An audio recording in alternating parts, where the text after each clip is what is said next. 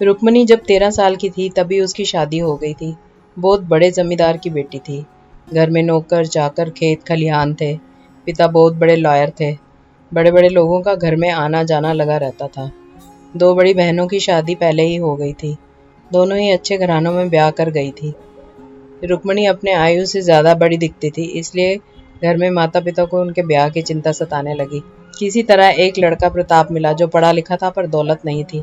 उनके पास जायदाद के नाम पर सिर्फ एक पुराना घर था। बड़े भाई होने के नाते जिम्मेदारियां थी।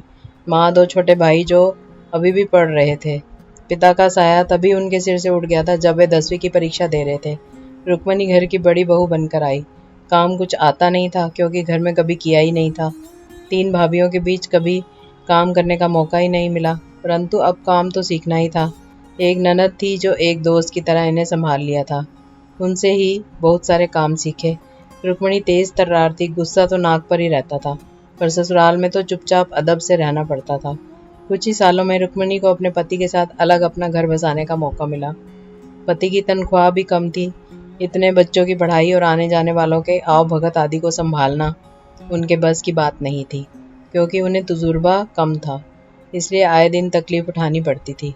पिता की मृत्यु के बाद उनका मायके की तरफ लगाव बढ़ने लगा।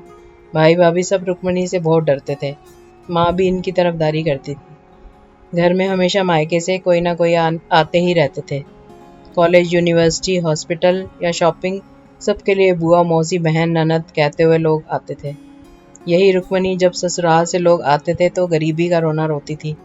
अब उनके मुंह से कोई बात नहीं निकलती थी। कुछ दिनों में बड़े बेटे की शादी हुई। बहू से पहले ही दिन कह दिया गया था कि शादी हुई कि नहीं, मायके को भूल जाना चाहिए। जो रुक्मणी दिन रात अपने मायके के गुण गाती रहती है और अपने मायके वालों के आवभगत में लगी रहती है, उसकी सोच इस प्रकार थी। दिन बीतते गए। रुक्मणी ने पूरे घर पर अपना सिक्का जमाया। पति, बेटे, बहू किसी भी की मजाल की उनकी बात ना माने। उनकी आज्ञा के बिना घर में एक पत्ता भी नहीं हिलता था।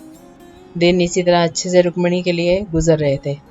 पति की मृत्यु के बाद उन्हें लगता था कि कोई उन्हें नीचा दिखाने ना लगे, जो कभी भी नहीं हो सकता। पर रुक्मणी के ख्याल से इसलिए उन्होंने अपना दबदबा बनाए रखने के लिए आए दिन घर में कोई ना कोई हंगामा खड़ी करती थी। अब मायके में भी सिर्फ 2 भाई और खुद रुक्मणी बचे थे।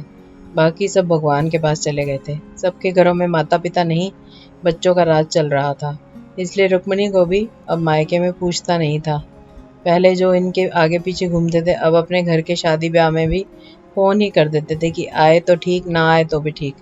यह बात उन्हें हजम नहीं होती थी, पर भाई भाभी भी खुद अपने बच्चों पर निर्भर थे, तो अपनी बहन की क्या सुनते।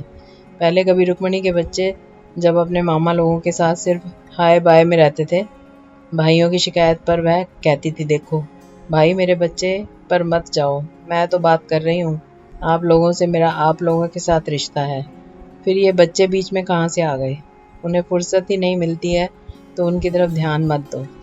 अब आज रुक्मणी के भाइयों का भी यही हाल है।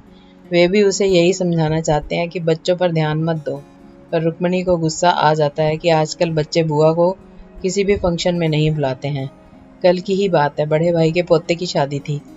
खबर नहीं किया, बाद में सॉरी कह दिया।